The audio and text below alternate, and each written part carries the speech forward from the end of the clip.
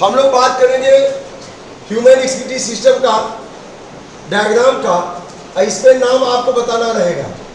So here A pair of kidney, अब kidney के ऊपर यह क्या है? एड्रिनल ग्लैंड है। यह एग्जाम में आ सकता है। ह्यूमन एक्सक्रीटरी सिस्टम ये क्या हो गया? इसको क्या कहेंगे? हाँ, क्या कहेंगे इसको? Vena cava. और यहां पर हो जाएगा दूसरा, ये हो जाएगा क्या? एआर्टरा। तो वेना केवा और एआर्टरा में फर्क ये है कि aorta will be little bit down side, ए ऊपर होगा। ए रीनल आर्टरी कहां से आएगी? एआर्टरा से होकर के ये चली आएगी इसके नीचे नीचे, ये आ जाएगी किडनी में यहाँ, और इधर की तरफ भी यह आकर के मिल जाएगी। किससे? ये मिल जाएगी किडनी से। और ऐसे ही वेना केवा भी यहाँ से भी रीनल वेन ये आकर के मिल जाएगी, और ये इसमें। तो इससे ब्लड जा रहा है, ऐसे ब्लड आ रहा है। यहाँ पर दो संरचना हम बना रहे हैं, उसका नाम आपको बताना है। ये दोनों संरचनाएं क्या है? जल्दी बताइए, जल्दी बताइए। यूरेटर है। ये दोनों संरचनाएं क्या है? यूरेटर है। और यहाँ पर यह जो इससे मिल रहा है, इसको क्या कहेंगे? Urinary bladder. यूरिनरी ब्लैडर जहाँ ओपन हो रहा है उसको क्या कहेंगे? यूरेथ्रा। अब यहाँ पे इसको कौन सी किडनी कहेंगे? राइट या लेफ्ट? लेफ्ट किडनी कहेंगे। और इसको क्या कहेंगे? राइट किडनी कहेंगे। अच्छा, ही राइट किडनी काहे नीचे है थोड़ा? राइट किडनी नीचे क्यों है? इसको क्या कहेंगे? कौन सी ग्लैंड कहेंगे? Adrenal gland. मैं इसलिए दोबारा बता रहा हूं कि हो सकता है एग्जाम में आए कि discuss the structure of the human excretory system. तो a pair of kidney bean seed in shape, brown in colour, present either side of the vertebral column, and both kidney at the tip of the kidney adrenal gland is present, emergency gland, and both kidney is supplied with renal artery and renal vein. यह renal artery हो गई और यह renal vein हो गई, renal vein हो गई, दोनों में है renal vein, कलेक्ट करता है ब्लड को। और यह दोनों क्या है? यूरेटर। These are यूरेटर हो गए। अब यहाँ क्या है? यह यूरिनरी ब्लैडर। यूरिनरी ब्लैडर में किस प्रकार का मसल सेल होता है? कार्डियक होता है या स्ट्रिएटेड होता है या अनस्ट्रिएटेड? कैसा मसल होता है? अनस्ट्रिएटेड होता है। कैसा होता है? अनस्ट्रिएटेड। इसको क्या कहेंगे? यूरेथ्रा कहेंगे। यह क्या है? यूरेथ्रा। यहाँ से यूरिन जो है बाहर निकलेगा जरूरत पड़ने पर। तो जैसे ही रीनल आर्टरी से ब्लड आया, यहाँ तमाम सारी नेफ्रॉन में पहुंच गया, वहाँ फिल्ट्रेशन हुआ। फिल्ट्रेशन के बाद ब्लड तो चला गया ब्लड आर्टेरियोल से वेन में, और फिर जो यूरिन है वो बन करके यूरेटर से होकर के यूरिनरी ब्लैडर में आ गया और आकर के इकट्ठा time to time remove outside the body. तो this is called as excretory system in human. कभी कभी यह किडनी जो है excretory as well as osmoregulatory organ है। यह एक्सक्रीशन भी करती है, यूरिया को भी बाहर निकलवाती है। इसके अलावा वाटर और मिनरल की मात्रा को भी बैलेंस करती है। किसी किसी व्यक्ति में किडनी काम नहीं करता, ऐसी कंडीशन में यूरिया का लेवल ब्लड में बढ़ जाता है। तो यूरिया के लेवल को कम करने के लिए उसकी छनाई बड़ी जरूरी है। और छनाई कैसे होगी? किडनी तो काम कर नहीं रही, तो फिर क्या करते हैं? Artificial kidney. कैसी किडनी लगाते हैं? आर्टिफिशियल। तो जिस व्यक्ति में आर्टिफिशियल किडनी से छनाई होती है उसको क्या कहते हैं? हीमोडायलिसिस। क्या कहते हैं? Haemodialysis. Haemodialysis is the process in which the filtration of blood occurs to remove urea by artificial kidney.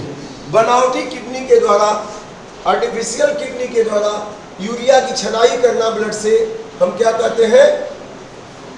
Haemodialysis कहते हैं। तो इस प्रक्रिया में जो पेशेंट है जिसको यूरेमिया हो गया है, जिसमें लेवल ऑफ यूरिया ज़्यादा हो रहा है, तो उसके ब्लड को कहाँ से, उसके ब्लड को रेडियल आर्टरी से ले लिया जाता है। कहाँ से ले लिया जाता है? Radial artery. यह है रेडियल आर्टरी, हमारे आर्म में होती है, सबके में है। रेडियल आर्टरी से ब्लड को ले लिया गया और ब्लड को लेकर के यहाँ से RADI है रेडियल आर्टरी, यहाँ से ब्लड को ले लिया गया और लेकर के सबसे पहले ब्लड को पंप नहीं करते, बल्कि ब्लड को कितने डिग्री सेंटीग्रेड पे रखते हैं? 0 डिग्री सेंटीग्रेड पे। और बेटा इसमें एंटी ब्लड कोआगुलेंट क्या मिला देते हैं? एंटी कोआगुलेंट मिला देते हैं जो ब्लड को जमने से रोकता है। इसके बाद यहाँ पे एक सेलोफेन की बनी हुई आर्टिफिशियल किडनी एक डिवाइस होती है, यह ले लेते हैं और इस डिवाइस में पतली पतली ट्यूब्स होती हैं। जैसे नेफ्रॉन ट्यूब्यूल ट्यूब्स है वैसे इसमें पतली पतली ट्यूब्स होती हैं। अब ये ट्यूब्स जो है इसमें बनी हुई है, ये ट्यूब्स सेलोफेन ट्यूब्स हैं।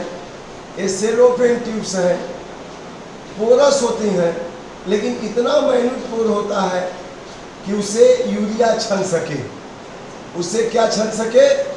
यूरिया छन सके। लेकिन आप जानिए जब यूरिया छन जाएगा तो वाटर भी छन जाएगा, ग्लूकोज भी छन जाएगा, मिनरल भी छन जाएगा, सोडियम क्लोराइड छनेगा कि नहीं छनेगा? छनेगा। तो इसके लिए क्या करते हैं? इसके लिए जो है हमें ब्लड के फ्लो के अपोजिट दिशा में डायलाइजिंग फ्लूइड को सप्लाई करना पड़ता है। क्या सप्लाई करना पड़ता है? Dialysing fluid. जैसे हमारा ब्लड इसमें इस दिशा में बह रहा है, यही दिशा में, तो यहाँ से डायलाइजिंग फ्लूइड अपोजिट दिशा में, उसी के अपोजिट दिशा में बेटा क्या फ्लो कराएंगे? Dialysing fluid. यहाँ लिखते हैं डायलाइजिंग फ्लूइड। तो डायलाइजिंग फ्लूइड में वाटर भी होगा, प्लाज्मा भी होगा, इसके अलावा यूरिया नहीं होगा, उसमें मिनरल भी होगा, ग्लूकोज भी होगा, एमाइनो एसिड भी होगा। नॉर्मल अमाउंट में जो भी ब्लड के कॉन्स्टिट्यूएंट हैं RBC WBC को छोड़ करके वो सारे इसमें रहेंगे। और ब्लड इस दिशा में बह रहा है, आपका ब्लड इसमें इस दिशा में बह रहा है, जिस दिशा में बह रहा है उसके बाहर ट्यूब के बाहर क्या फ्लो होगा बच्चों? डायलाइजिंग फ्लूइड फ्लो होगा। यह ब्लड फ्लो हो रहा है और उसी के अपोजिट दिशा में यहाँ से क्या फ्लो होगा? Dialysing fluid. यह अपोजिट दिशा में यहाँ से डायलाइजिंग फ्लूइड फ्लो हो रहा होगा, अपोजिट दिशा में डायलाइजिंग फ्लूइड फ्लो हो रहा होगा। अब यहाँ पर इसको हम जोड़ देते हैं, यह जो ब्लड है इसको जोड़ देते हैं। यह यहाँ से ब्लड को हम जोड़ करके पंप करते हैं इसमें। यहाँ पंपिंग मशीन लगी होती है, चलते रहती है और ब्लड जाएगा, मशीन में आ गया। और यहाँ से भी पंप होता है, यह भी फ्लूइड भी पंप होता है, यह भी पंप होता है। यहाँ से यह डायलाइजिंग फ्लूइड जाएगा। ये ब्लड अगर इस दिशा में आ रहा है यह, तो फ्लूइड उसके अपोजिट काउंटर करेंट सिस्टम ये प्रवाहित होगा। तो अगर इसमें से वाटर ग्लूकोज निकलना भी चाहेगा तो नॉर्मल लेवल वाटर ग्लूकोज इसमें है तो चला जाएगा, मेंटेन कर लेगा, बराबर कर लेगा, ठीक है। लेकिन इसमें से क्या निकलेगी? इसमें से क्या निकलेगी? यूरिया। क्या निकलेगी? यूरिया। क्योंकि फ्लूइड में आपने क्या नहीं लिया है? यूरिया। तो हीमोडायलिसिस के बाद जो फ्लूइड निकलेगा उसमें क्या ज्यादा रहेगा? यूरिया ज्यादा रहेगा। अब इसको हम बाहर कर लेते हैं, इसको क्या कर लेते हैं? बाहर कर लेते हैं। इसको जो है यहाँ टैप लगा होगा, ये टैप लगा होगा, इससे हम बाहर कर लेंगे यूरिया को, यहाँ से बाहर कर देते हैं। पूरा डायलाइजिंग फ्लूइड ही यहाँ से लेते रहते हैं। यूज्ड डायलाइजिंग फ्लूइड एक ऐसा है, यूज्ड डायलाइजिंग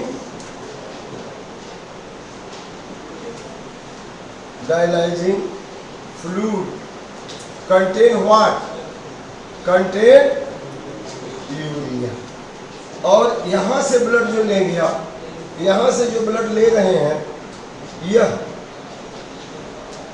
यह जो ब्लड आप यहाँ से ले रहे हैं, अब यहाँ से इस ब्लड को ले रहे हैं, अब ले करके फिर इसमें एंटी ब्लड कोआगुलेंट मिला देंगे ताकि जमने न पाए।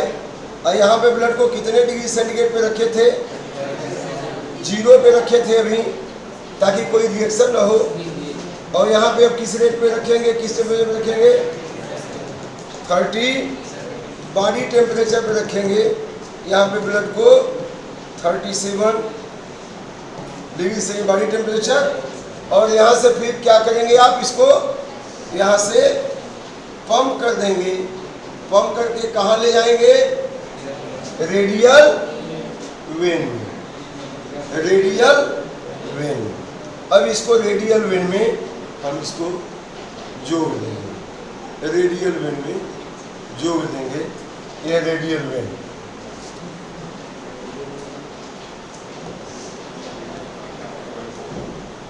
तो ये हो गया क्या? ये हो गया रेडियल आर्टरी से ये ब्लड आ रहा है, आपका ब्लड ले लिया गया, ये ब्लड आ गया और यहाँ से जा रहा है। ये पंप होकर के कहाँ? सेलोफेन ट्यूब में। किस में जा रहा है? सेलोफेन ट्यूब में फॉर फिल्ट्रेशन। और यहाँ से डायलाइजिंग फ्लू कर रहा है, इसमें डायलाइजिंग फ्लू कर रहा है। अब इसका ये आर्टिफिशियल किडनी डिवाइस हमें आ गई। तो पेशेंट को लिटा देते हैं बेड पे और यहाँ से रेडियल आर्टरी से ब्लड लेकर के यहाँ चेम्बर में आएगा। एंटीकोगुलेंट मिल गया और यहाँ से पंप करके आर्टिफिशियल किडनी से जोड़ देते हैं और ब्लड सप्लाई होगा, सेलोफेन ट्यूब में जाएगा, इधर से डायलाइजिंग फ्लूइड जाएगा। काउंटर करेंट सिस्टम अपोजिट दिशा में बहेगा। तो यहाँ पे डायलाइजिंग फ्लूइड में ज़्यादा से ज़्यादा ग्लूकोज है, अमीनो एसिड है, मिनरल्स है, वाटर है, ये सब है। और जो ब्लड जा रहा है उसमें ग्लूकोज, मिनरल, वाटर के अलावा यहाँ पे यूरिया है। तो यूरिया जहाँ ज़्यादा है वहाँ से जहाँ नहीं है वहाँ भाग आएगी। तो यूरिया ट्यूब से कहाँ निकल के चली आई? फ्लूइड में, और फ्लूइड में आ गई और बाकी ब्लड यहाँ से फ्लो होते हुए फिर यहाँ ले लिया गया। लेके फिर एंटी ब्लड कोआगुलेंट यहाँ फिर मिला देंगे, एंटी ब्लड कोआगुलेंट मिला देंगे। जैसे कि हमारे बॉडी में तो हिपेरिन बनते रहता है, वो रोकता है ब्लड को जमने से। एंटी ब्लड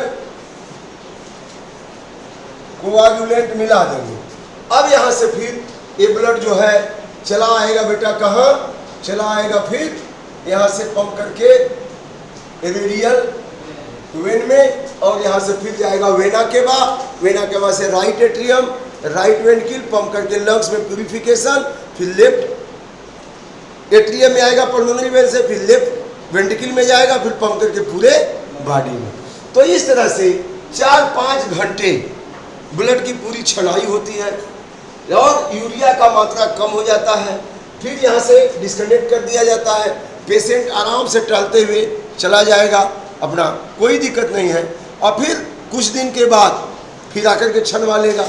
कभी कभी क्या होता है, किसी व्यक्ति का एक किडनी खराब हो गया, कोई किडनी खराब है, अब इसको ट्रांसप्लांट करना है, तो किसी उसके रिलेटिव की किडनी, जैसे आपको मालूम होगा जो पूर्व मुख्यमंत्री थे बिहार के लालू प्रसाद यादव जी, उनकी बेटी मीसा भारती ने अपने पिताजी को किडनी डोनेट किया था, है ना। ये बहुत तारीफ की बात है कि उनको अपनी किडनी डोनेट की, वो दोनों ठीक ठाक हैं लोग, तो डोनेट किया। अभी रक्षाबंधन पे कोई एक बहन ने उसके भाई का किडनी खराब था, उसको किडनी डोनेट किया है। इस तरह का जो है, इस तरह का हमारा देश है।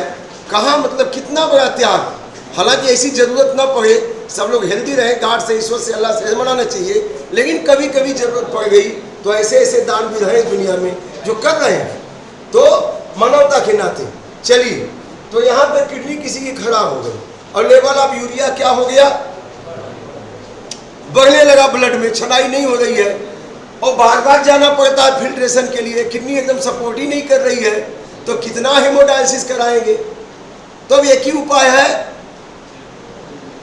Transplantation of kidney. तब पेशेंट को लिटा देते हैं, ऑपरेट करके उनकी खराब वाली किडनी हट गई और जो डोनेट किडनी है उसको लगाते हैं। लेकिन अगर मैचिंग है, अगर उनके रिलेटिव की है, अपने खानदान की है, तो प्रोटीन एकदम मैच कर रहा है, लग जाएगा। अगर किसी से खरीदा गया है, खानदान के नहीं है, मैचिंग नहीं है, तो वहाँ पे वो लगेगा नहीं। तो उसके लिए क्या उपाय किया गया है, एक आता है इम्यूनोसप्रेसेंट, वह जो है इम्यूनोसप्रेसेंट साइक्लोस्पोरिन ए, उसका नाम है दवा का इंजेक्शन, इम्यूनोसप्रेसेंट साइक्लोस्पोरिन ए ट्राइकोडर्मा पॉलीस्पोरम से बनाया जाता है और वह जो है इम्यूनोसप्रेसेंट साइक्लोस्पोरिन ए उस पेशेंट को इंजेक्ट कर दिया जाता है। और जब इंजेक्ट करते हैं तो उतने समय के लिए उसका इम्यून सिस्टम एकदम वीक हो जाता है, तब उस समय पेशेंट एकदम आईसीयू में रहेगा, वहाँ किसी से मिलना जुलना नहीं होगा डॉक्टरों के अलावा, और उसका इम्यून सिस्टम एकदम वीक हो गया, तो वो जाकर के दूसरी वाली किडनी डोनेट की हुई लगा देते हैं। धीरे धीरे टिश्यू जब जम जाएंगे, जुट जाएंगे, सेट हो गया, तो फिर वो फंक्शनल हो जाता है और काम करने लगता। लेकिन अपने रिलेटिव की है या जिसका मैचिंग है, तो उसको इम्यूनोसप्रेसेंट देने की ज़रूरत नहीं है। इम्यूनोसप्रेसेंट देने से डर ये रहता है कि उनकी इम्यूनिटी एकदम लैक हो गई, अब कोई इन्फेक्शन होगा तो फिर उनको बचाने में दिक्कत आएगी, क्योंकि इम्यूनिटी उनकी क्या हो गई, लैक हो गई है। तो इसीलिए कहते हैं डॉक्टर की रिलेटिव जिसे मैचिंग हो उसकी किडनी दीजिए, और नहीं मैचिंग है तो फिर जिसकी है फिर वही इम्यूनोसप्रेसेंट दे करके किया जाता है। तो किडनी ट्रांसप्लांटेशन के समय भी पेशेंट को किससे जोड़ा जाता है, आर्टिफिशियल किडनी से। और जब आर्टिफिशियल किडनी से छनाई होगी तो इसको क्या कहेंगे बेटा, हीमोडायलिसिस कहेंगे। I hope you have understand about this. समझ में आ गया सबको।